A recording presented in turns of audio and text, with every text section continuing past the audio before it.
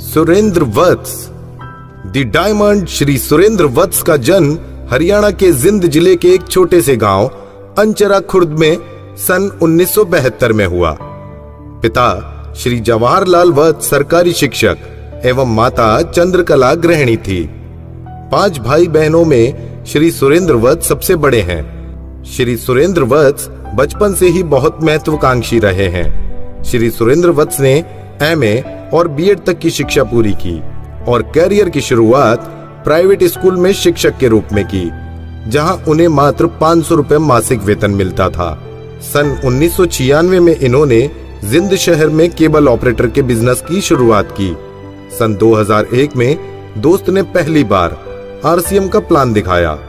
इस बिजनेस में श्री सुरेंद्र वत्स को पैसा, सुरक्षा और समय का महत्व समझ में आया और इन्होंने आरसीएम बिजनेस को करना शुरू कर दिया। उसी वर्ष श्री सुरेंद्र वत्स रॉयल्टी पर पहुंचे। सन 2003 में टेक्निकल पर पहुंचे और आरसीएम की सबसे बड़ी पिन डायमंड को सन 2009 में हासिल किया। आज पूरे भारत के हर राज्य में इनका नेटवर्क फैला हुआ है। पढ़ने, सीखने और सुनने के शौकीन श्री सुरेंद्र वत्स ने पूरे देश में ट्रेनिंग एवं सेमिनार के माध्यम से आरसीएम के लाखों डिस्ट्रीब्यूटर के जीवन स्तर को उठाने में उनकी मदद की। आज यह नेटवर्क इंडस्ट्रीज के जाने माने चेहरे हैं और साथ ही अपने यूट्यूब चैनल में chat with Surendra Vats programme को होस्ट भी करते हैं। इस माध्यम से लाखों लोगों का मार्गदर्शन कर रहे हैं। लोग इन्हें द रियल डायमंड के नाम से पुकारते हैं। जिंदगी में जो सपने कभी देखे नहीं जा सकते थे, इवन अगर भगवान सामने आके ये कहते कि भाई क्या चाहिए आपको बताइए अगले 2-5 साल में, तो जो चीज़ें हम सोच नहीं सकते थे वो इस बिजनेस ने पूरी की है। हमारे फादर साहब ने फर्स्ट जनरेशन में बहुत अच्छा काम करा, एक बिजनेस सेटअप करा और एक नींव बना दी गई। सो ये हमारी जनरेशन की जिम्मेवारी है कि इस नींव पे एक शानदार इमारत बननी चाहिए। मेरे पापा एक सेलिब्रिटी हैं। मेरे पापा जब मीटिंग्स में जाते हैं लोगों की तालियां नहीं रुकती हैं। इतनी मोटी मोटी मालाएं पहनाई जाती हैं उनके गलों में। लोग स्पेशली उनके पैर छूते हैं एक एज ए रिस्पेक्ट और मीटिंग्स के बाद ऑटोग्राफ्स लेते हैं। तो this is something that my father has and no father has. इसने जो है आरसीएम में करके बड़ी उन्नति करी, क्योंकि आरसीएम जो था ये एक ईमानदार व्यवसाय का ये था और उसी वजह से ये जो व्यवसाय था इसका अच्छी तरह से फूला फैला। फादर साहब के पास बहुत लेजर टाइम होता है, उनको टाइम फ्रीडम की अपॉर्चुनिटी मिली है बिकॉज ऑफ दिस बिजनेस। तो पापा मेरे साथ मैराथन के लिए जाते हैं, जिम में जाते हैं, बैडमिंटन खेलने जाते हैं। इनफैक्ट हम दोनों इतना घुल मिल जाते हैं कि कभी कभी लोग पूछ लेते हैं कि वो आपके दोस्त कहाँ हैं। सो तो उनको बताना पड़ता है कि दोस्त नहीं है मेरे फादर साहब। डैड हमेशा मोटिवेट करते हैं। हमेशा जब भी हम लोगों को कोई भी दिक्कत आती है तो पापा इज द वन की जो हमें बोलते हैं कि it's okay, it will be fine. Phone की बेल बजी, मैंने फ़ोन उठाया तो फ़ोन श्रीमती जी का था। श्रीमती जी ने पूछा कि आपको मालूम है आज कितनी तारीख है? मैंने कहा मालूम है, 20 नवंबर है और अभी थोड़ी देर में मीटिंग होने वाली है। तो उन्होंने कहा कि आपको ये तो मालूम है कि आज कितनी तारीख है और मीटिंग होने वाली है, लेकिन आप ये भूल गए कि आज हमारी मैरिज एनिवर्सरी है। जिस दिन आरसीएम करते हुए 5 साल हो जाएंगे उस दिन हम लोग एनिवर्सरी का केक काटेंगे। और जिस दिन 5 साल हो गए थे आरसीएम करते हुए उस दिन हम लोग गोवा में थे और गोवा के ताज पैलेस में हम लोगों ने एनिवर्सरी का केक काटा। आज तो जो मैं स्थिति देखती हूँ उसमें हम कभी यही नहीं सोचते कि कितना पैसा कहाँ इन्वेस्ट करना है, तो खुल के इन्वेस्ट करते हैं। ना कभी कोई ऐसी प्लानिंग आती कि खर्च ज़्यादा होएगा कम होएगा, नहीं जितना होगा ठीक है। तो आइए हम आरसीएम के रियल हीरो और रियल डायमंड को अपनी जोरदार तालियों के साथ स्टेज पर आमंत्रित करते हैं। अगर आप किसी अनजान शहर में हैं, आपको यह तो मालूम है कि आपको कहां जाना है, आपका डेस्टिनेशन क्या है, लेकिन आपको रूट मालूम नहीं है। लेकिन अगर आपके पास में स्मार्टफोन है और आप खुद स्मार्ट हैं तो आप अपने फ़ोन में गूगल मैप्स की ऐप डाउनलोड करेंगे और फिर आप डेस्टिनेशन डालेंगे और डेस्टिनेशन जैसे ही आप डालेंगे वो ऐप आपसे पूछेगी कि आप कैसे जाना चाहते हैं। आप पैदल जाना चाहते हैं, आप साइकिल से जाना चाहते हैं, आप बाइक से जाना चाहते हैं, आप कार से जाना चाहते हैं या पब्लिक ट्रांसपोर्ट से जाना चाहते हैं। आप जो भी वाहन इस्तेमाल करेंगे, जो भी माध्यम यूज़ करेंगे वहाँ तक जाने का, वो जीपीएस, उस ऐप का जीपीएस आपको बताएगा कि आप कितने समय बाद वहाँ पे पहुँच सकते हैं। ये बहुत आसान है हर उस व्यक्ति के लिए जिसके पास में स्मार्टफोन है और जिसे मालूम है कि उस स्मार्टफोन को कैसे इस्तेमाल किया जा सकता है। और ये बहुत मुश्किल है हर उस व्यक्ति के लिए जिसके पास में स्मार्टफोन नहीं है, और अगर है तो उसे मालूम नहीं है कि उसे किस प्रकार से ऑपरेट किया जाता है। ठीक इसी तरह से हम सब के पास में भी एक जीपीएस है। एक कोटेशन है, everyone has a GPS, what are you thinking, it will set in your GPS and you will reach there. Repeat कर रहा हूं, everyone has a GPS, what you are thinking that will be set in your GPS and you will reach there. आप जो भी अपने इस GPS में डाल दोगे वो सेट हो जाएगा और आपका जीपीएस उसको वहां पे लेके चला जाएगा। आज मैं उसी जीपीएस के बारे में आपसे बात करना चाहता हूं। मैं शेयर करना चाहता हूं कि वो जीपीएस क्या है और किस प्रकार आपको आपकी मंजिल पर लेके जा सकता है। उस जीपीएस का नाम है right concept marketing RCM business. अगर आपने आरसीएम बिजनेस में कामयाब होना है तो उससे पहले आपको यह तय करना है कि आपका डेस्टिनेशन क्या है। आप इस बिजनेस में क्यों आना चाहते हैं, या आप इस बिजनेस में आ गए हैं तो क्यों आ गए हैं। अगर आपके पास में कोई ठोस कारण नहीं होगा, करने की कुछ खास वजह नहीं होगी, तो आप बहुत जल्दी इसे छोड़ के चले जाएंगे। लेकिन अगर आपके पास में ठोस वजह है, ठोस कारण है, तो आप इसमें जाएंगे और बढ़ते चले जाएंगे। जीपीएस की वैसे तो फुल फॉर्म होती है ग्लोबल पोजिशनिंग सिस्टम, लेकिन मैंने इसको एक नया नाम दिया है और वो दिया है गोल परस्यूएंस सिस्टम। गोल परस्यूएंस सिस्टम यानी एक ऐसा सिस्टम जो आपको आपके गोल तक, आपके लक्ष्य तक, आपके डेस्टिनेशन तक लेके जाने में आपकी वैसे ही मदद करेगा जिस प्रकार से आपके गूगल मैप का जीपीएस आपको अपने डेस्टिनेशन तक लेके जाता है। सो आप तय कीजिए, पहले तय कीजिए कि आप जाना कहां चाहते हैं, आपका डेस्टिनेशन क्या है। फॉर एग्जाम्पल, आपने तय किया कि 5 साल के बाद में आपको बहुत सारा पैसा चाहिए। बहुत सारा पैसा से बात नहीं बनेगी, आपने तय करना पड़ेगा कितना पैसा चाहिए। आपने तय किया कि 5 साल के बाद आपको कम से कम 2 लाख रुपया महीना चाहिए और साथ में टाइम फ्रीडम चाहिए, समय होना चाहिए आपके पास में बहुत सारा जिसको आप एंजॉय कर सकें, और सिक्योरिटी होनी चाहिए। वो 2 लाख की जो इनकम है मंथली, वो पैसिव इनकम होनी चाहिए। अगर आप काम नहीं भी करें तो भी वो पैसा आपके पास में आना चाहिए, वैसे इनकम चाहिए। और आपको घूमना फिरना है, पूरी दुनिया में आप जाना चाहते हैं। ये जो कोरोना का समय है ये ज़्यादा लंबे समय तक टिकने वाला नहीं है, ये अभी धीरे धीरे ख़त्म हो जाएगा। तो आप जहां घूमना चाहते हैं, हर साल कहां आप छुट्टियां मनाना चाहते हैं, वो भी तय कीजिए। आपके दोस्त कैसे होने चाहिए, आपका सर्कल कैसा होना चाहिए, आपकी पर्सनैलिटी कैसे होनी चाहिए, आपका रिकॉग्निशन कैसा होना चाहिए, आपको कितने लोग फॉलो करने वाले होने चाहिए, फेसबुक पे कितने फॉलो करें, यूट्यूब पे कितने फॉलो करें, इंस्टा पे कितने फॉलो करें। जो भी आप चाहते हैं वो सारा का सारा आप डिसाइड कीजिए। वो आपका फाइनल डेस्टिनेशन क्या है, 5 साल बाद का डेस्टिनेशन क्या है।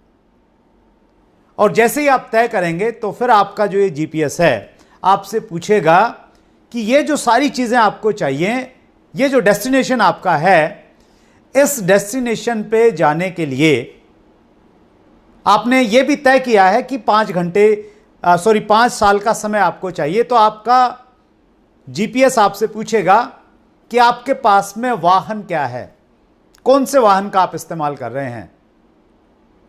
जैसे वो वाला जीपीएस पूछता है ना कि पैदल जाएंगे, साइकिल पे जाएंगे, बाइक पे जाएंगे, कार पे जाएंगे, बस से जाएंगे, तो ये जीपीएस भी पूछेगा कि आप कौन से वाहन से जाएंगे। अगर आप कहेंगे कि मैं नौकरी करता हूं, मैं एक जॉब में हूं और मेरी 50,000 रुपये महीना की इनकम है, तो क्या मैं 5 साल के बाद में वहां पे पहुंच सकता हूं? तो यह आपका जीपीएस आपको बताएगा कि अगर आपकी 50,000 रुपये महीना की इनकम है और आपका इंक्रीमेंट माना 5% लगता है एनुअल, तो आप कहां तक पहुंचेंगे, और कैलकुलेशन से ये बताएगा कि आप नहीं पहुंच सकते हैं। फिर आप कहते हैं कि चलो ठीक है, मेरे पास में है ना एक बिजनेस है, बिजनेस मॉड्यूल है, तो क्या उस मॉड्यूल से मैं अपने डेस्टिनेशन तक पहुंच जाऊंगा? फिर आपका ये जीपीएस बताएगा कि अगर आपके पास में ट्रेडिशनल बिजनेस का कोई मॉड्यूल है, उसमें अगर आप पैसिव इनकम चाहते हैं, उसमें आप हर साल छुट्टियां मनाने के लिए बाहर जाना चाहते हैं, उसमें आप सेलिब्रिटी वाला स्टेटस चाहते हैं, तो संभव नहीं है, ये वाहन भी आपका काम नहीं करेगा। और ये दोनों वाहन काम नहीं करेंगे। और फिर आप उससे पूछेंगे कि ये आरसीएम दिखने में बहुत छोटा है, अभी मैं इसको शुरू करने जा रहा हूं, तो क्या ये मुझे वहां तक लेके जा सकता है? तो शायद आपका जीपीएस आपको बताएगा कि यस, ये डुप्लीकेशन का बिजनेस है, ये आधुनिक सदी का सबसे जबरदस्त बिजनेस होने वाला है, और आरसीएम के जिस प्रकार के प्रोडक्ट हैं, जिस प्रकार का एजुकेशन सिस्टम है, जिस प्रकार की लीडरशिप है, जिस प्रकार की मैनेजमेंट है, अगर आप इस माध्यम का, इस वाहन का इस्तेमाल करेंगे तो आप 5 साल में पहुंच सकते हैं। और अगर आप समझदार हैं और आपको आपके डेस्टिनेशन तक पहुंचाने वाला वाहन अगर मिल गया, तो आप उस पर काम करना शुरू करेंगे। और फिर आपके काम करने के तरीके पे डिपेंड करेगा कि आप अपने डेस्टिनेशन पे 5 साल में पहुंचेंगे। अगर आप बहुत फास्ट हैं तो आप 4 साल में भी पहुंच सकते हैं, शायद 3 साल में भी पहुंच सकते हैं। और अगर आप धीरे चलेंगे तो जरूरी नहीं कि 5 साल में आप पहुंचें, आपको 7 साल भी लग सकते हैं, 10 साल भी लग सकते हैं। और बीच में अगर आप सो जाएंगे, या आप डाउटफुल हो जाएंगे, या आपका झगड़ा हो जाएगा लोगों के साथ में, टीम वर्क नहीं होगा, तो शायद 10, 12, 15 साल भी लग जाएंगे। और अगर आप रास्ता भटक जाएंगे तो फिर शायद ज़िंदगी में कभी पहुंच भी नहीं पाएंगे। सो आज मैं बहुत डिटेल में इस विषय पे आपसे बातचीत करने वाला हूं कि आरसीएम बिजनेस किस प्रकार आपको आपके डेस्टिनेशन तक लेके जा सकता है। वो डेस्टिनेशन कुछ भी आप मान लीजिए, कुछ भी, जो भी आपको चाहिए इस दुनिया में, जो भी चाहिए, हर वो चीज जो पाई जा सकती है एक इंसान के द्वारा, वो आरसीएम बिजनेस आपको दे सकता है। इसलिए मैं इसे कहता हूं ये कंप्लीट पैकेज है, जहां पे बहुत सारा पैसा है, जहां पे टाइम फ्रीडम है, जहां पे सिक्योरिटी है, जहां पे रिकॉग्निशन है, जहां पे घूमने फिरने के मौके हैं, जहां पे आपकी पर्सनैलिटी डेवलप होती है। सो सब कुछ है, लेकिन आपने डिसाइड करना पड़ेगा कि वो क्या है। उसमें जितनी ज़्यादा क्लियरिटी होगी, उतनी जल्दी आपकी डेस्टिनेशन पे पहुंचने की संभावनाएं बढ़ जाएंगी। सो मैं आज इस विषय पे विस्तार से आपसे बातचीत करना चाहता हूं, लेकिन उससे पहले मैं आपको याद दिलाना चाहता हूं कि अगर आपको किसी भी फील्ड में, किसी भी क्षेत्र में अगर कामयाब होना है, एक्स्ट्रा ऑर्डिनरी सक्सेस अगर चाहिए, तो आपके पास में एक विजन होना चाहिए, एक दूरदृष्टि होनी चाहिए। आप दूर का सोचिए कि कुछ समय के बाद में 2 साल, 5 साल, 10 साल, 20 साल, 50 साल के बाद में क्या हो सकता है। आप किसी भी बड़े बिजनेसमैन की बायोग्राफी पढ़िए, आप उसमें यह पाएंगे वो सफल इसलिए हुए क्योंकि उन्होंने किसी काम को तब पहचाना जब वो काम बहुत छोटा था, वो उसकी गहराई को समझ गए और उन्होंने एक बड़े विजन के साथ में उस काम को शुरू कर दिया। डायरेक्ट सेलिंग हमारे देश के लिए एक नया बिजनेस मॉडल है। डायरेक्ट सेलिंग की शुरुआत 1959 में अमेरिका से हुई, और जिस प्रकार हर इंडस्ट्री एक उतार चढ़ाव के साथ में गुजरती है, जब ये इंडस्ट्री अमेरिका में शुरू हुई, वहाँ भी ये उतार चढ़ाव के बाद में गुजरी। 1974 के बाद में अमेरिकन फेडरल ट्रेड कमीशन ने, एफटीसी ने डायरेक्ट सेलिंग के ऊपर में कुछ रेगुलेशन बनाए। उसके बाद में ये अमेरिका में चला, फिर ये यूरोप में गया, और 1990 के बाद में डायरेक्ट सेलिंग की शुरुआत हमारे देश में हुई। हमारे देश में डायरेक्ट सेलिंग की शुरुआत कुछ विदेशी कंपनियों के द्वारा हुई, कुछ मल्टीनेशनल कंपनीज के द्वारा हुई। सो जब हमारे देश में डायरेक्ट सेलिंग आया, लोगों ने इसको पहली बार देखा, तो लोगों को यह कॉन्सेप्ट बहुत अच्छा लगा। यह कॉन्सेप्ट कि जिसमें मिडलमैन नहीं है, जिसमें एडवर्टाइजमेंट नहीं है, और मिडलमैन और एडवर्टाइजमेंट का जितना भी पैसा था वो पैसा बच सकता है और वो पैसा कंज्यूमर्स में डिस्ट्रीब्यूट किया जा सकता है। सो लोग इसकी तरफ अट्रैक्ट हुए। लोगों ने जब इसको नजदीक से देखा और इसके प्रोडक्ट को देखा, प्रोडक्ट को परचेज किया, लोगों को लगा कि प्रोडक्ट बहुत महंगा है, ये बहुत कॉस्टली है, वो इस्तेमाल नहीं कर सकते, लेकिन उसके बावजूद भी लोगों ने कोशिश की। कॉन्सेप्ट में दम लगा। इसीलिए उस समय जो टूथपेस्ट 15-20 रुपए का लोग खरीदते थे, वो टूथपेस्ट लोगों ने 100 रुपए में खरीदा। गांव में व्यक्ति रहता है, उसके घर में पक्का फर्श नहीं है, कच्चा है, मिट्टी है, उसके बावजूद भी ऐसे ऐसे प्रोडक्ट परचेज किए गए कि जो उसके घर में इस्तेमाल नहीं हो सकते थे, क्योंकि लोगों को ये कॉन्सेप्ट अच्छा लगा।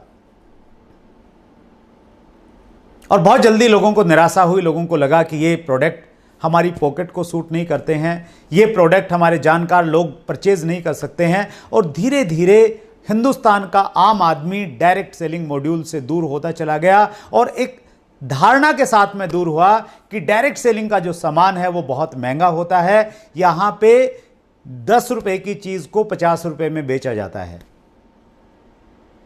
एक तो इस प्रकार की कैटेगरी पैदा हुई, और कुछ लोगों ने, जिनको यह लगा कि यह मॉड्यूल बहुत अच्छा है, इस कॉन्सेप्ट में बहुत ताकत है, यह मॉड्यूल बहुत पावरफुल है मल्टी लेवल मार्केटिंग का, उन्होंने मनी सर्कुलेशन स्कीम लगा दी।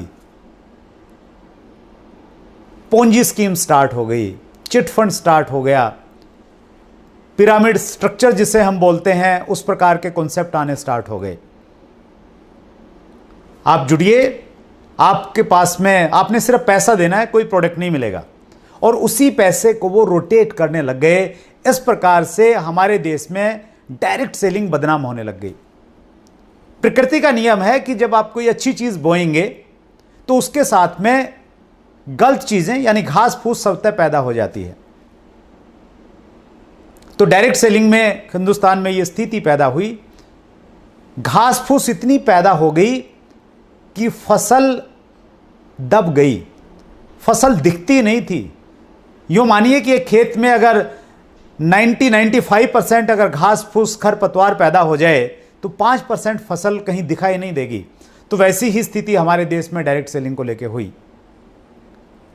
और ये नियम है कि कोई भी चीज पहले आती है, उसके बाद में उसको लेके नियम कानून बनाए जाते हैं।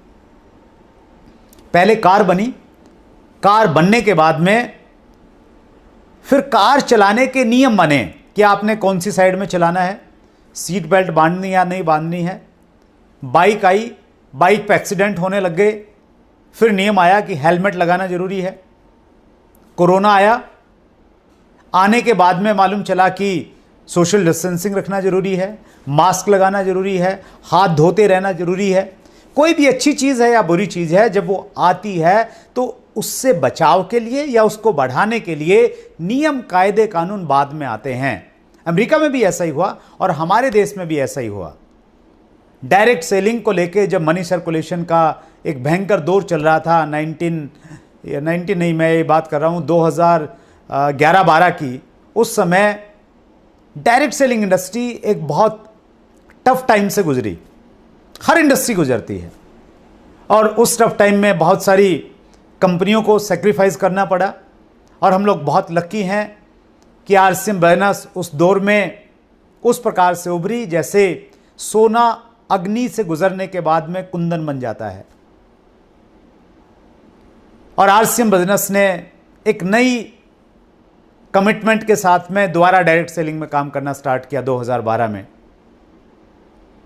2011-12 का जो दौर था, उस दौर ने पूरी डायरेक्ट सेलिंग इंडस्ट्री को हिला दिया। लोगों को यह लगने लग गया कि अगर आरसीएम भी सही नहीं है तो फिर इस दुनिया में डायरेक्ट सेलिंग में कुछ भी सही नहीं है। एसोसिएशन बनी, उन्होंने एक्टिवली पार्टिसिपेट करना स्टार्ट किया। और 2013 में मुझे सौभाग्य मिला एक बहुत बड़ी organisation direct selling distributor welfare association DSDWA का फाउंडर प्रेसिडेंट बनने का। और उस समय हमारा एक ही मकसद था कि डायरेक्ट सेलिंग पे गाइडलाइन आनी चाहिए। सही क्या है, गलत क्या है, उसका भेद मालूम होना चाहिए, डिफरेंस मालूम होना चाहिए कि ये सही है, ये गलत है, कोई पैमाना आ जाए हमारे पास में। और 2012-13 में ऐसी स्थिति थी कि उस समय हमारा कोई माई बाप नहीं था। डायरेक्ट सेलिंग किस मंत्रालय के अधीन आती है ये क्लैरिटी नहीं थी। हमने शुरुआत की RTI से, RTI लगाई एक मिनिस्ट्री में, वहाँ से जवाब आया कि आपका जो काम है हमारी मिनिस्ट्री के अधीन नहीं आता। फिर दूसरी मिनिस्ट्री में गए, फिर तीसरी में गए, फिर चौथी में गए। और फिर वो जितनी भी RTI थी जिनके जवाब ये थे कहीं कि आपका जो मॉड्यूल है वो हमारी समझ में नहीं आ रहा, या ये मॉड्यूल जो है हमारे मंत्रालय के अधीन नहीं आता। फिर उन सारी RTI को मिला के हमने प्राइम मिनिस्टर में PMO में लगाया। और उसके बाद में एक इंटर मिनिस्ट्रियल कमेटी बनी जिनसे संबंधित ये काम लगता था, जितने मंत्रालयों से, वो सारे मंत्रालय एक साथ में मिले और उनकी कई लंबी मीटिंगें होती रही। मुझे ऐसा ध्यान आ रहा है 1.5 से 2 साल तक इंटरनल मिनिस्ट्रियल कमेटी ने काम किया।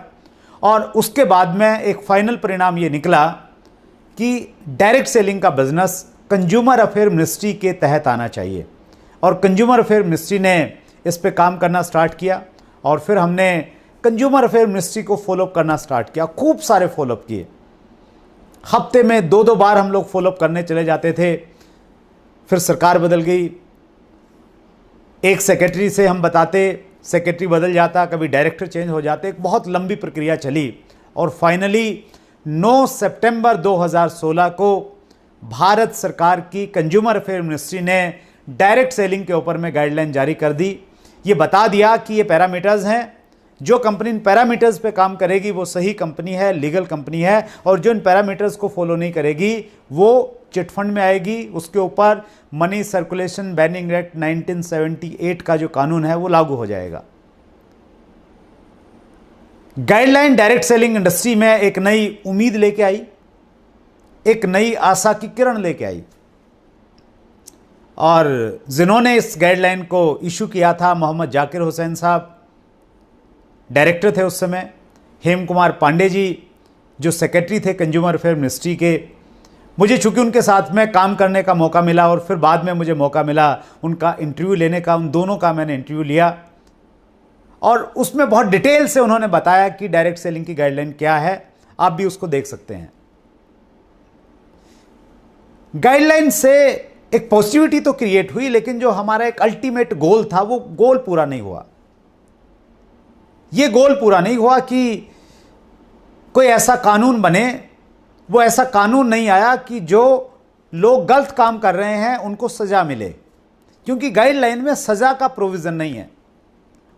वो सिर्फ आपको ये बताता है कि आपने ऐसा ऐसा करेंगे तो आप सही हैं, लेकिन आपने गलत किया क्या सजा मिलेगी वो फिर उस कानून में, पर्टिकुलर उस गाइडलाइन में कुछ भी मेंशन नहीं है। सो उसके लिए ज़रूरी थी कानून आए। और फिर हमने फॉलोअप किया रेगुलर। उसका परिणाम ये रहा कि 2019 में कंज्यूमर प्रोटेक्शन बिल 2019 आया है, जो दोनों सभाओं में, राज्यसभा और लोकसभा में पारित हो गया है। इस नए बिल में डायरेक्ट सेलिंग को शामिल किया गया है और बहुत जल्द डायरेक्ट सेलिंग की रूलिंग आ रही है।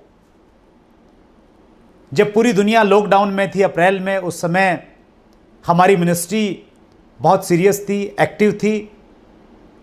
एक वीडियो कॉल हुई जिसमें जो स्टेक होल्डर्स हैं उनसे बातचीत की गई, पूछा गया कि किस प्रकार की रूलिंग आनी चाहिए, क्या क्या नियम कानून बनने चाहिए।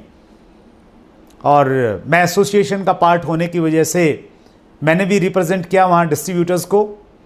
सो ये बहुत तेज़ी से इस दिशा में काम चल रहा है। और फिर सेक्रेटरी चेंज हो गए, अभी नए सेक्रेटरी साहब आए हैं, इसलिए थोड़ा डिले हो गया। बहुत जल्दी आपको डायरेक्ट सेलिंग के ऊपर में रूलिंग मिलने वाली है। और ये जो रूलिंग आएगी ये direct selling, Indian direct selling की पूरी दिशा को बदल देगी। रूलिंग आने के बाद में जितनी भी डायरेक्ट सेलिंग के नाम पे दुकानें चल रही हैं जितने भी लोग महंगा प्रोडक्ट बेच के प्रोडक्ट की आड़ में धोखा दे रहे हैं लोगों को, जितने भी बहरूपिये हैं, वो सब उनके नकाब बाहर आने वाले हैं। और जो अच्छी कंपनियां हैं, जो प्रोडक्ट बेस्ड कंपनियां हैं और जो प्रोडक्ट भी वैल्यू फॉर मनी वाले प्रोडक्ट सेल करती हैं, जिनका मार्केटिंग प्लान इस प्रकार का है, जिसकी कैलकुलेशन में कोई एरर्स नहीं है, जिनके एथिक्स हैं, जिनके पास में प्रॉपर सिस्टम है, वही कंपनियां सरवाइव करेंगी। सो आने वाले समय में आरसीएम बिजनेस एक बहुत बड़ी ताकत के साथ में काम करने वाला है। चूंकि मैं विजन की बात कर रहा हूं, तो आपको यह भी मालूम होना चाहिए कि ये जो इंडस्ट्री है, डायरेक्ट सेलिंग इंडस्ट्री, इसका ग्लोबल टर्नओवर क्या है और इंडिया कहां पे खड़ा है। अगर हम डायरेक्ट सेलिंग के ग्लोबल टर्नओवर की बात करें, federation of direct selling association FDSA के WFDSA के अगर हम लोग आंकड़े लेते हैं, तो वो आंकड़े बताते हैं कि ये इंडस्ट्री का जो ग्लोबल टर्नओवर है वो $1,92,949 मिलियन का है। और इसमें हिंदुस्तान की स्थिति क्या है?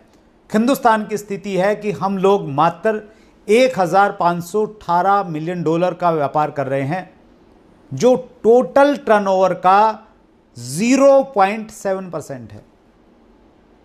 हमारी पॉपुलेशन है 19%, दुनिया की 19% आबादी हिंदुस्तान में रह रही है, लेकिन ग्लोबल टर्नओवर का हम सिर्फ 0.7% दे रहे हैं।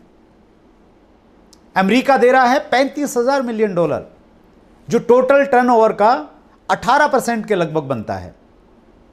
और जब हम कंपैरिजन करते हैं अमेरिका का और इंडिया का, तो हम पाते हैं उस कंपैरिजन में कि पॉपुलेशन के अनुसार अगर पर पर्सन बिजनेस वॉल्यूम हम लोग निकालें दोनों देशों का, तो हम पाते हैं अमेरिका हिंदुस्तान से 75 टाइम्स 75 गुना ज्यादा व्यापार कर रहा है।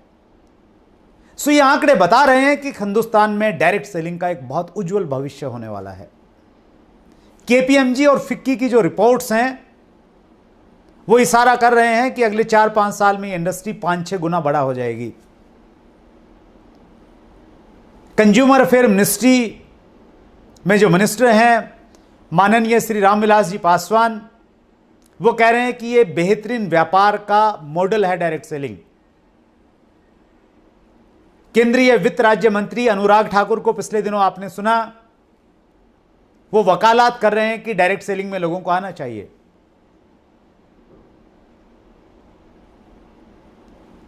मैंने कितने सारे लोगों के इंटरव्यू लिए, हर लीडर, हर महान व्यक्ति बार बार ये कह रहा है कि डायरेक्ट सेलिंग का हिंदुस्तान में भविष्य बहुत उज्जवल है। लेकिन कुछ लोग पता नहीं क्यों अब भी इंतजार कर रहे हैं। शायद उनको लगता है कि प्रधानमंत्री मोदी एक दिन उनको उनके खुद के नाम से एक लेटर लिखेंगे और उनसे कहेंगे कि भैया आ जाओ, अच्छे दिन अगर लाने हैं तो डायरेक्ट सेलिंग से आ सकते हैं। या वो ये उम्मीद कर रहे हैं कि किसी दिन भगवान सपने में उनके सामने आएंगे, उनको पकड़ के खिलाएंगे और उनको कहेंगे कि भैया कब तक सोता रहेगा, डायरेक्ट सेलिंग कर ले, ये राइट टाइम है इसमें काम करने का। इतने सारे आंकड़े हैं, डाटा कभी झूठ नहीं बोलता, आंकड़े कभी धोखा नहीं करते। हो सकता है किसी व्यक्ति ने डायरेक्ट सेलिंग के नाम पे आपसे धोखा कर लिया हो, 5-10 हजार रुपए का आपका नुकसान करवा गया हो, लेकिन ये डाटा देखिए, ये आंकड़े देखिए, ये आंकड़े कह रहे हैं कि आने वाले समय में हिंदुस्तान में डायरेक्ट सेलिंग बहुत तेजी के साथ में बढ़ने वाली है। आप रॉबर्ट टी कियोसाकी को पढ़िए, ग्लोबल लीडर हैं, इस चीज के बारे में हमेशा लिखते हैं कि आने वाला समय किस चीज का है, बिजनेस के ट्रेंड्स किस प्रकार से चेंज होने वाले हैं। रॉबर्ट टी कियोसाकी ने किताब लिखी है 21वीं सदी का व्यवसाय, और वो 21वीं सदी का व्यवसाय network marketing, direct selling, multi level marketing को बोल रहे हैं। सो सही समय है इस इंडस्ट्री में काम करने का, और अगर काम कर रहे हैं आप तो सीरियसली इसको लेने का। अगर आप सीरियस नहीं होंगे तो फिर आपको सीरियस इनकम भी नहीं मिलेगी, अगर आप सीरियस होंगे तो फिर सीरियस चीजें आपको मिल सकती हैं। सो ये तो तय हो गया कि आने वाला समय डायरेक्ट सेलिंग का है। अब प्रश्न ये है कि डायरेक्ट सेलिंग में बहुत सारे ऑप्शंस हैं, बहुत सारी अपॉर्चुनिटीज हैं, किस अपॉर्चुनिटी के साथ में हमें जुड़ना चाहिए। क्योंकि आज का ये programme unique education system YouTube channel के माध्यम से आपके पास में पहुंच रहा है। और मैं आपसे कहना चाहता हूं कि अब तक अगर आपने इस चैनल को सब्सक्राइब नहीं किया है तो आप इसे सब्सक्राइब जरूर कीजिए, ताकि हर नोटिफिकेशन आपके पास में आती रहे और विजन आपका क्लियर होता रहेगा अगर आपके पास में इस प्रकार की इंफॉर्मेशन लगातार आती रहेंगी तो। हम बातचीत कर रहे हैं कि जब बहुत सारे ऑप्शंस हैं, बहुत सारी अपॉर्चुनिटीज हैं मार्केट में, तो उस समय आपको क्या करना चाहिए, आपको कौन सी कंपनी जुड़नी चाहिए। स्पेशली अगर आप इस प्रोग्राम को लाइव देख रहे हैं और पहली बार देख रहे हैं, आपको किसी ने आमंत्रित किया है, मैं कुछ पैरामीटर्स आपके साथ में शेयर करना चाहता हूं, कुछ आंकड़े बताना चाहता हूं, कुछ फैक्ट बताना चाहता हूं, हवा में बात नहीं करना चाहता। वाई आरसीएम, आरसीएम ही क्यों करना चाहिए? सबसे पहला point, reasonable and quality products. हमारी जो सबसे बड़ी जो ताकत है, जो हमारा यूनिक सेलिंग पॉइंट है, यूएसपी है, वो है हमारे प्रोडक्ट्स। दो चीजों का कॉम्बिनेशन, क्वालिटी है इंटरनेशनल लेवल की और रेट्स हैं लोकल मार्केट वाले। ये दुर्लभ संगम है, आपको कहीं नहीं मिलेगा। डायरेक्ट सेलिंग के नाम पे या तो आपको कूड़ा कचरा वाले प्रोडक्ट मिलेंगे, और या अगर मिलेंगे तो उनके रेट्स इतने ज्यादा हैं कि आपको खरीदने के लिए बैंक लोन लेना पड़ेगा। और एक प्रोडक्ट नहीं है, रेंज है प्रोडक्ट्स की। एफएमसीजी की फुल रेंज है, फूड सप्लीमेंट की फुल रेंज है, न्यूट्रीचार्ज जैसा बेहतरीन ब्रांड है आपके साथ में। हरित संजीवनी के नाम से एक बहुत बड़ी एग्रीकल्चर प्रोडक्ट्स की रेंज हमारे पास में है। अगर आप हेल्थ को लेके कॉन्शियस हैं तो हेल्थ गार्ड नाम के हमारे पास में पहले ऑयल था, अब गामा ओरिजिनल आ गया, और भी बहुत सारे प्रोडक्ट आ रहे हैं। हमारे पास में कुकवेयर है, हमारे पास में टेक्सटाइल है, हमारे पास में ब्यूटी के प्रोडक्ट्स हैं, हमारे पास में पेन है, कॉपी है, किताब है, बैग है, जो आपको चाहिए वो हर चीज़ है, और वो भी रीजनेबल रेट्स में और क्वालिटी के साथ में अवेलेबल है। जो गवर्नमेंट की गाइडलाइंस हैं, गाइडलाइंस साफ तौर से कह रही हैं, इंडिकेट कर रही हैं हर कंपनी को कि आपका जो प्रोडक्ट है वो कस्टमर के लिए वैल्यू फॉर मनी होना चाहिए।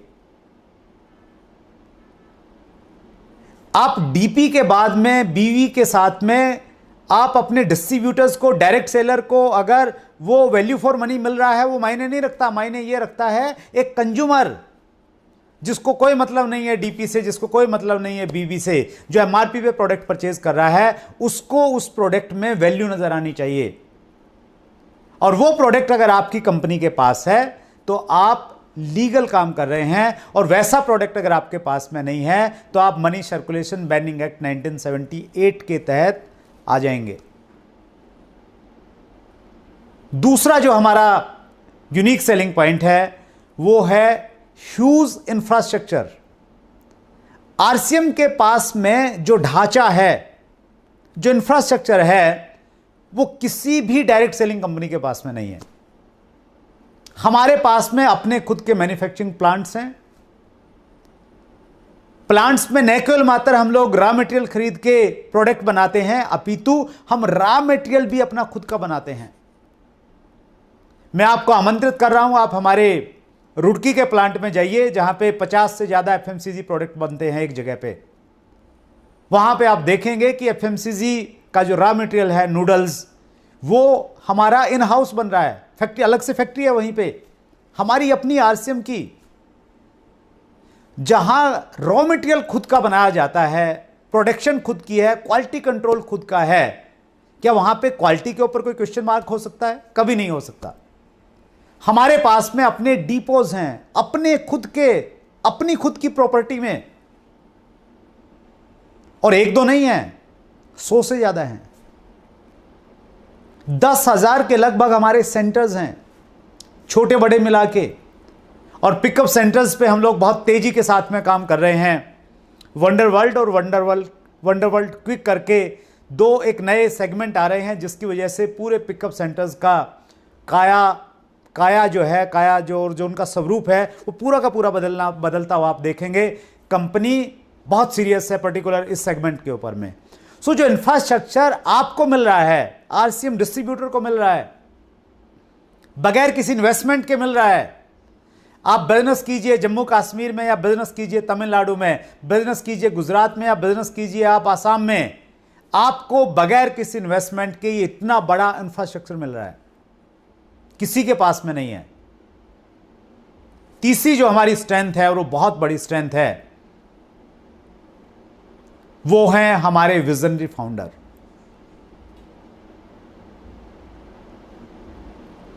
गीता में एक श्लोक आता है, भगवान कृष्ण अर्जुन को संबोधित करते हुए कहते हैं, यदा यदा हि धर्मस्य ग्लानिर्भवति भारत अभ्य उत्थानम अधर्मस्य तदात्मानं सृजाम्यहम्।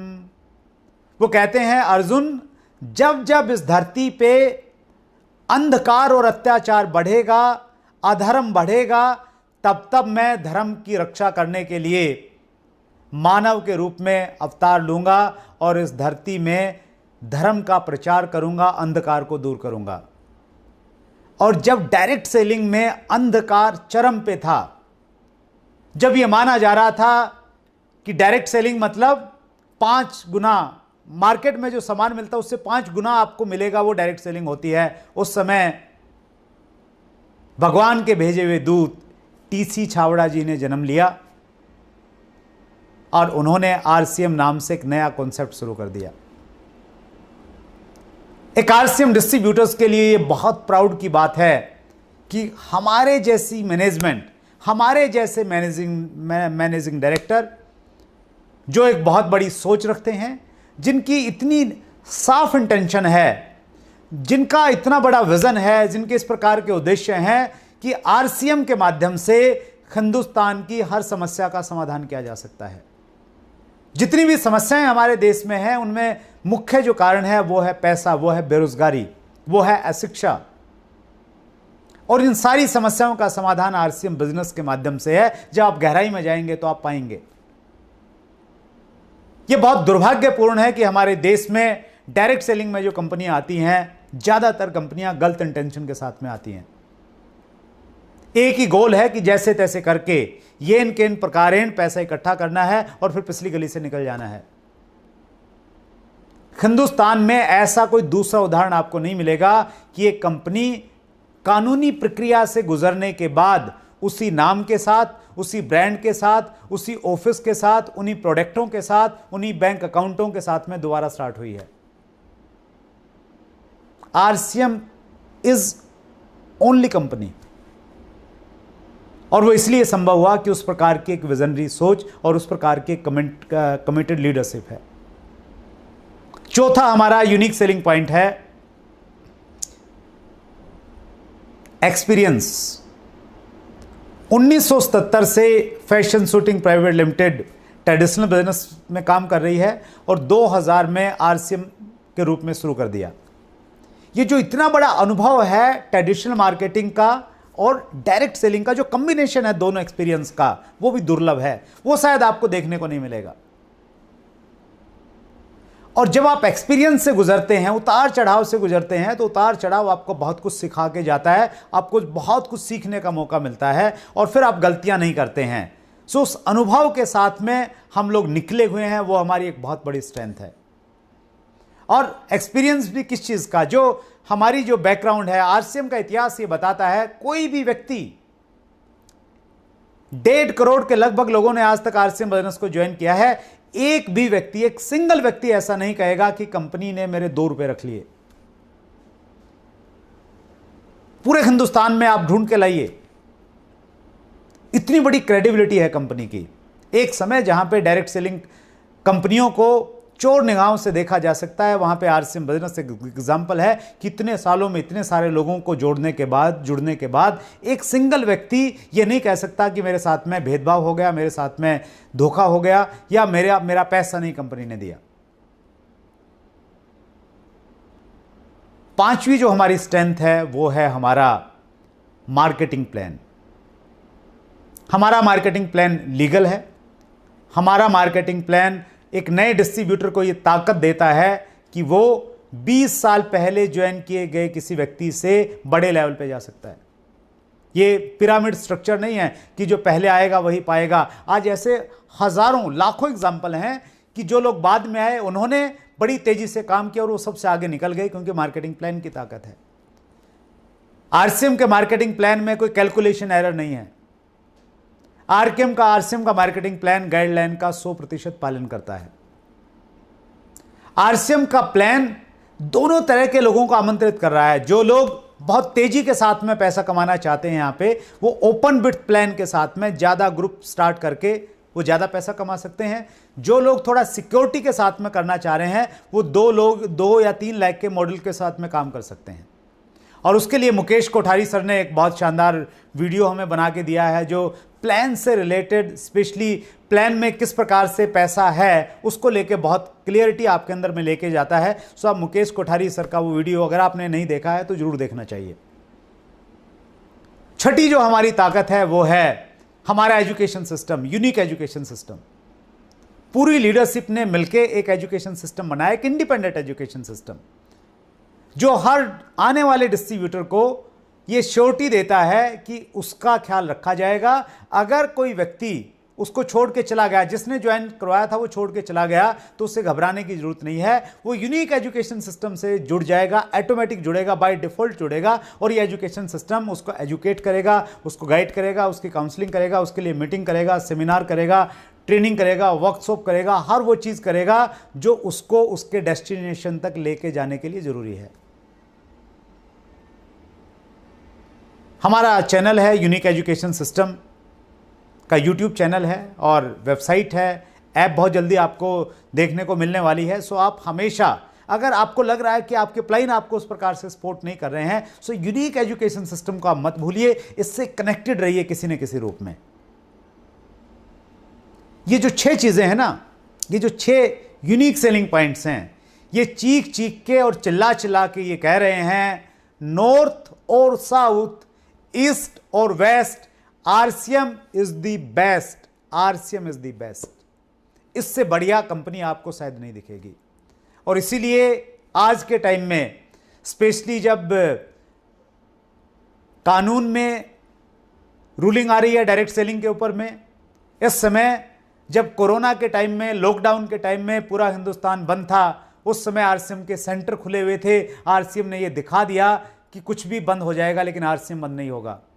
उस समय में, इस कठिन समय में भी जब आरसीएम 2 ऐसे प्रोडक्ट जिनकी इमीडिएट रिक्वायरमेंट पैदा हुई, मास्क और हैंड सैनिटाइजर, वो उस लॉकडाउन के टाइम में जब कंपनियां, फैक्ट्रियां बंद थी, वो प्रोडक्ट लेके आ सकता है। उस आरसीएम बिजनेस को आप हल्के में मत लीजिए। आप अगर आरसीएम बिजनेस को 2004 और 5 से अगर जानते हैं तो आप सिर्फ जानते हैं, पहचानते हैं, लेकिन आप इसको गहराई को शायद आपने नहीं देखा है। आप मौजूदा समय में 2020 और 2025 के चश्मे के साथ आरसीएम बिजनेस को देखेंगे तो आरसीएम बिजनेस आपको किसी दूसरे रूप में नजर आएगा। सो यहां मैं ये कहना चाहता हूं कि आपके पास में दुनिया की सबसे बेहतरीन कंपनी है, ये लकीली आपको मिली है। कोई भी व्यक्ति जब पहली बार किसी कंपनी के साथ में जुड़ता है, जरूरी नहीं है कि उसको सही कंपनी मिलेगी। वो ज़्यादातर गलत कंपनी में चला जाता है, क्योंकि उसको मालूम नहीं है बेचारे को क्या सही है, क्या गलत है, क्या मार्केटिंग प्लान होता है, क्या प्रोडक्ट होता है, गाइडलाइंस क्या हैं, रूलिंग जो आने वाली है, नहीं आने, कुछ नहीं मालूम उसको। उसको जो बता दिया जाता है उसके लिए वही सही है। वो एक छोटे बच्चे की तरह होता है, और कुछ समय के बाद उसको मालूम चलता है कि वो शायद गलत कंपनी में आ गया है। वहाँ तो मनी सर्कुलेशन होता है, वहाँ कुछ एथिक्स नहीं है, वहाँ कुछ ऐसा सिस्टम है कि भेदभाव किया जाता है, और तब तक शायद उसके लिए देर हो जाती है। फिर वो दूसरी कंपनी में जाता है, शायद फिर वहाँ उसके साथ में ऐसा होता है। और ऐसा इसलिए होता है कि हिंदुस्तान में चूँकि नियम कानून नहीं थे अब तक, ज़्यादातर कंपनियाँ सही तरीके से काम नहीं कर रही हैं। कुछ ही कंपनियां हैं जो सही तरीके से काम कर रही हैं। आप लक्की हैं, आप सौभाग्यशाली हैं, ऊपर वाले की आपके ऊपर में बहुत बड़ी मेहर है कि आपको आरसीएम बिजनेस सही समय पे सही लोगों के द्वारा मिल गया है। इसको गंभीरता के साथ में लीजिए। ये वो जीपीएस है जो आपको आपके डेस्टिनेशन तक लेके जा सकता है। जरूरत है कि आपने तय कर लें आप कि आपको आरसीएम बिजनेस से क्या चाहिए, उसमें क्लियरिटी अगर आप है तो आप तेजी के साथ में उसकी तरफ बढ़ेंगे। व्हीकल डेस्टिनेशन आपने चूज किया, माध्यम आरसीएम बिजनेस है। अब आपने करना क्या है, इस रास्ते पे जब आप चलेंगे बीच में आपको क्या क्या करते हुए जाना है, कुछ चीजें मैं आपके साथ में शेयर करने वाला हूं। सबसे पहला काम, उससे पहले मैं एक चीज और बताना चाहता हूं, आपका आरसीएम ज्वाइन कर लेना यह कोई गारंटी नहीं देगा कि आप बहुत बड़े लेवल पे पहुंच जाएंगे और आप इस बिजनेस को लीड करेंगे और आप लाखों लोगों के रोल मॉडल बनेंगे। चूंकि आरसीएम बिजनेस में ज्वाइन करने में कुछ लगता नहीं है तो इसको छोड़ने में भी कुछ लगता नहीं है। आपको सिद्ध करना पड़ेगा, ये शो करना पड़ेगा कि आप इस बिजनेस को लेके सीरियस हैं, गंभीर हैं। आपने इसको गंभीरता के साथ में करना शुरू कर दिया है और उस गंभीरता के कुछ पैमाने हैं, उन पैमानों पे अगर आप खरा उतरेंगे तो आपकी अपलाइन के जो लोग हैं वो मान लेंगे कि आप सीरियस हैं और वो आपको सीरियसली फॉलो करना शुरू करेंगे। पहला पैमाना है डायमंड क्लब। डायमंड क्लब करने के लिए आपको 5000 बिजनेस वॉल्यूम का प्रोडक्ट परचेज करना है। ऐसा प्रोडक्ट जो हर घर की जरूरत है और कोई लिमिटेशन नहीं है कि आप यही प्रोडक्ट परचेज करेंगे। एक बहुत बड़ी श्रृंखला है, बहुत बड़ी रेंज है, उस रेंज में से कोई भी प्रोडक्ट आप चूज कर सकते हैं। और अगर आप लगातार 12 महीने तक इन प्रोडक्ट को इस्तेमाल करेंगे तो आपको 2 दिन का एक स्पेशल ट्रेनिंग मिलता है टीसी छावड़ा जी के द्वारा। आरसीएम वर्ल्ड जो एक बहुत बड़ा कैंपस है, हिंदुस्तान की डायरेक्ट सेलिंग का सबसे बड़ा कैंपस अगर है किसी कंपनी का तो आरसीएम वर्ल्ड है, वो आपको जरूर देखना चाहिए। वहां पे आपको रिकमेंडेशन मिलेगी आरसीएम वर्ल्ड में और ये बहुत सारे बेनिफिट्स हैं। सो डायमंड क्लब आपका करना ये बताएगा कि आपने इस बिजनेस को गंभीरता से करना शुरू कर दिया है। और गंभीरता का जो दूसरा पैमाना है वो है अपनी दुकान खोलना। अपनी दुकान खोलने का मतलब आपने बाजार में जाके दुकान नहीं खरीदनी है, आपने अपने घर पे आरसीएम के प्रोडक्ट्स का सुंदर सा एक डिस्प्ले करना है। अगर आप ऐसा करेंगे तो अपनी दुकान आपके घर में खुल गई है और आपने अपनी अपलाइन को संदेश दे दिया है कि आप बहुत सीरियस हैं इस बिजनेस को लेके। आरसीएम बिजनेस ने अब तक जो कहा है वो करके दिखाया है। आरसीएम बिजनेस में जिस समय केवल मात्र पैंट पीस था और फिर शर्ट आ गया था कुछ समय के बाद में, उस समय आरसीएम बिजनेस के भीष्म पिता, हम सब के गुरुदेव बीसी छावड़ा जी स्टेज से चीख चीख के चिल्ला चिल्ला के कहते थे कि 1 करोड़ लोगों को यह कपड़ा पहनाना मेरा लक्ष्य है। और जब आप इस प्रकार की कमिटमेंट करते हैं, पब्लिकली अनाउंस करते हैं, तो कमिटमेंट करते ही 4-5 और सी हैं वो ऑटोमेटिक आपके साथ में कनेक्ट हो जाती हैं। कमिटमेंट आप करेंगे तो ऑटोमेटिक आपके अंदर क्रेज आ जाएगा। क्रेज आते ही आपके अंदर क्रिएटिविटी आएगी, फिर कॉन्फिडेंस आएगा, फिर कैपेबिलिटी आएगी और फिर आप अपने लक्ष्य को अचीव कर लेंगे। सो बीसी सर की उस कमिटमेंट से हम सब के अंदर एक क्रेज, क्रिएटिविटी, कमिटमेंट और कॉन्फिडेंस आया और इतिहास गवाह है कि हमने 1.5 करोड़ लोगों को आरसीएम बिजनेस ज्वाइन करवाया और जिसमें 1 करोड़ से ज़्यादा लोग तब ज्वाइन हुए जब आरसीएम में ज्वाइनिंग के लिए केवल मात्र एक प्रोडक्ट था, पैंट और शर्ट। अब बीसी सर ने उद्घोष किया है इस लॉकडाउन के टाइम पे कि हिंदुस्तान के 1 करोड़ घरों में हम आरसीएम का प्रोडक्ट रखेंगे, अपनी दुकान खुलाएंगे। वो प्रोडक्ट जिसका इस्तेमाल करने से न केवल मात्र उस व्यक्ति को अच्छा स्वास्थ्य मिलेगा जिसके घर में वो प्रोडक्ट रखा है, अपितु उस प्रोडक्ट को रखने से देश की इकोनॉमी बढ़ेगी। आप सोच के देखिए, इमेजिन करके देखिए, आप 130 करोड़ की जनसंख्या हमारे देश में है और अगर हम माने कि एक घर में 5 लोग रहते हैं तो 30 करोड़ घर हैं और उन 30 करोड़ घरों में से 1 करोड़ घरों में आरसीएम का प्रोडक्ट मतलब 1 नंबर से खरीदा गया प्रोडक्ट जिस पे सारा टैक्स गवर्नमेंट को गया है, सारी ड्यूटीज गई हैं और उस प्रोडक्ट के वॉल्यूम से जितना पैसा डिस्ट्रीब्यूट हुआ है, जिन लोगों को वो पैसा मिला है वो टीडीएस काटने के बाद उन लोगों को मिला है। जब इकोनॉमी में इतना बड़ा टर्नओवर आरसीएम बिजनेस के थ्रू एक नंबर में आएगा, हमारे देश की इकोनॉमी किस प्रकार से ग्रो कर सकती है। ये मेरे लिए एक टारगेट नहीं है, ये मिशन है, और ये मिशन पूरी लीडरशिप ने स्वीकार किया है। और आइए आप भी इस मिशन का हिस्सा बन जाइए। और जो एपीजे कलाम साहब का जो सपना था कि हम हिंदुस्तान को विकासशील भारत के रूप में नहीं, हम एक विकसित भारत के रूप में देखना चाहते हैं, ये 1 करोड़ दुकानें, 1 crore product display centres APJ Kalam साहब के उस सपने की तरफ हिंदुस्तान को लेके जाने वाले हैं। सो 2 काम आप करेंगे तो आपकी सीरियसनेस मालूम चलेगी। आपने नेटवर्क बनाना है, आप यहां पे आएंगे क्योंकि नेटवर्क मार्केटिंग है, बड़ा नेटवर्क बनेगा, उस नेटवर्क के थ्रू मार्केटिंग होगी तो आपके पास में पैसा आएगा। प्रश्न यह है कि नेटवर्क कैसे बनाया जाए। समय की लिमिटेशन है, बहुत ज़्यादा बात नहीं की जा सकती, लेकिन एक बात मैं कहना चाहता हूं, अगर आप सीरियस हैं नेटवर्क बनाने के लिए, आपको देश के कोने कोने में बिजनेस फैलाना है, आप चाहते हैं कि आप खूब सारे प्रोडक्ट की रिटेलिंग करें, अगर आप चाहते हैं कि आपके ग्रुप में बहुत सारे लोग प्लान दिखाने वाले हों, अगर आप चाहते हैं कि आपके पास में प्रोस्पेक्ट्स की लिस्ट कभी ख़त्म नहीं हो, अगर आप चाहते हैं कि जिसको भी फॉलोअप किया जाए वो व्यक्ति ज्वाइन करे, और जो ज्वाइन करे वो प्रॉपर सही तरीके से स्टार्टअप करे, ये सारे काम अगर आप चाहते हैं, इन सभी तालों की एक चाबी है, और उस चाबी का नाम है 6 बेसिक, 6 बुनियादी काम। वो मैं आपको नहीं बताऊंगा, वो जो 6 बुनियादी काम हैं वो आपका रॉयल्टी चीवर आपको बताएगा। आप इस वीडियो के तुरंत बाद में अपने अपलाइन रॉयल्टी चीवर को ढूंढिए वो कौन है, और उससे पूछिए कि मुझे 6 बेसिक बता दीजिए, क्योंकि मुझे बड़ा नेटवर्क बनाना है, क्योंकि जो मेरा डेस्टिनेशन है वो मैंने तय कर लिया है, और मैं अपनी डेस्टिनेशन पे जल्दी पहुंचना चाहता हूं। मैं 5 साल का टाइम नहीं लेना चाहता हूं, मैं 4 या 3 साल में पहुंचना चाहता हूं, क्योंकि मेरे अंदर उस प्रकार की आग है। अब बहुत हो गया है, मुझे जल्दी पहुंचना है। सो आपका अपलाइन आपको वो 6 बेसिक बताएगा, आप उस पर काम करेंगे तो आप अपने डेस्टिनेशन की तरफ तेजी के साथ में बढ़ना शुरू कर देंगे। सो आरसीएम एक अलग तरह का जीपीएस है, ये ग्लोबल परस्यूएंस सिस्टम है, गोल परस्यूएंस सिस्टम है, जो आपको आपके लक्ष्य की तरफ ले जाने में आपकी सहायता करता है। आप गोल बनाइए, काम कीजिए,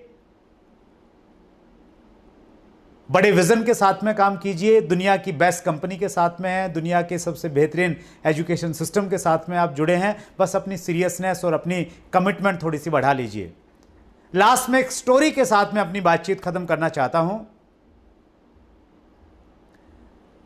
एक बार एक व्यक्ति था, उसको स्वप्न में भगवान दिखाई दिए, और भगवान ने कहा कि तुम सुबह ब्रह्म मुहूर्त में उठ के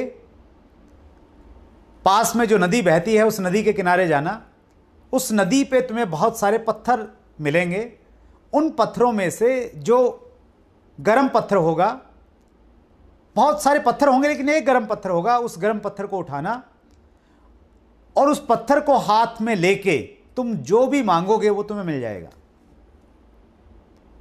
वो व्यक्ति बहुत आध्यात्मिक किस्म का व्यक्ति था, इसलिए भगवान ने उसको दर्शन दिए थे, और वो ब्रह्म मुहूर्त में सुबह सुबह जल्दी 3 साढ़े 3 बजे उठा, नदी किनारे गया और जाके देखा बहुत सारे पत्थर पड़े हुए हैं। उसकी आंखों की चमक जो है वो बढ़ गई, उसको लगा कि भगवान ने जैसा कहा था बिल्कुल सही है, और उसने बड़े उत्साह के साथ में एक पत्थर को उठाया, उसको फील किया, वो ठंडा पत्थर था, और उसने उस पत्थर को नदी में फेंक दिया। फिर दूसरे पत्थर को उठाया, उसको फील किया, वो भी ठंडा पत्थर था, उसको भी नदी में फेंक दिया। फिर तीसरा पत्थर उठाया, उसे फील किया, चौथा पत्थर उठाया, 5वां पत्थर उठाया, 6ठा पत्थर उठाया, 7वां, 8वां, 9वां, 10वां, और इस प्रकार उसने 100 पत्थर उठाए। 100 के 100 ठंडे थे, सबको नदी में फेंक दिया। फिर तेजी के साथ में उठाए, 1000 पत्थर उठाए, सबके सब ठंडे थे। अब उसको ये लगने लग गया कि ये सारे पत्थर ठंडे हैं। अब वो उठाता और तुरंत नदी में फेंक देता। अब वो इतनी तेजी से उठा के फेंकने लग गया कि उसने महसूस करना भी बंद कर दिया, और इसी दौरान एक पत्थर उसने उठाया, नदी में फेंका, और फेंकते ही उसको एहसास हुआ, उसके हाथ की गर्मी ने बताया कि ये पत्थर गर्म पत्थर था, लेकिन वो पत्थर नदी में जा चुका था। अब उसके पास में अफसोस करने के सिवाय कुछ नहीं बचा था। आरसीएम बिजनेस एक गर्म पत्थर है, ये आपको वो सब कुछ दे सकता है जो आप तक आपने कभी सोचा होगा। बस जरूरत है इसकी गर्मी को पहचानने की, जरूरत है सही तरीके से सिस्टम के साथ में काम करने की। एक बार फिर आप सबका बहुत बहुत धन्यवाद, आपने जिस प्रकार आज के इस प्रोग्राम को बड़े ध्यान से देखा है, नीचे कमेंट किए हैं। Thank you very much.